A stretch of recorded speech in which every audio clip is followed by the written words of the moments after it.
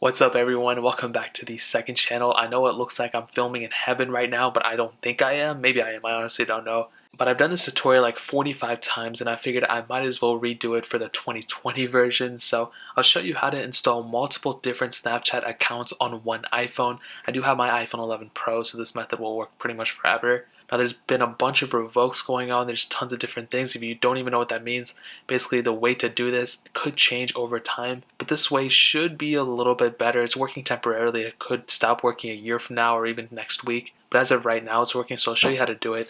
So as you can see, I have multiple Snapchat accounts. Now this method is like finicky a little bit. As you can see, it's working here.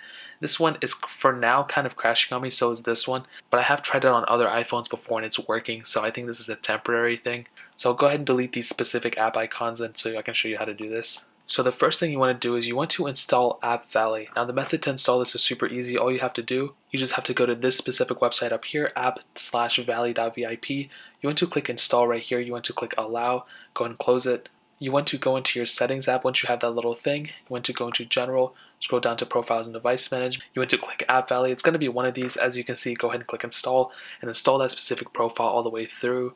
Once you have that specific profile installed, you can go ahead and open it. As you can see, I'll go ahead and install it, open it right there. You'll get a bunch of ads and stuff, don't worry about it. What you want to do is you want to scroll down until you see Snapchat++ or SC, whatever. So you can go ahead and click here, click get. And then if you already have Snapchat installed onto your device, what you really want to do, this is super important, you want to install the first one, install as whatever, without push. That means without push notifications. Click install again. And then you will see that you will start getting this little waiting or install icon at the bottom. So it'll take us a couple seconds for it to fully go through. It's nothing too crazy, it'll only take like a couple seconds. It's just like installing an app on your phone. As you can see, it's going through. And app download speeds are actually pretty fast, which I'm pretty surprised about. And it's already installing, and once it's installed, I'll show you a couple more steps in order to actually go through with it. Like I said, it's a little crashy right now, it's a little finicky, but it'll probably work for you.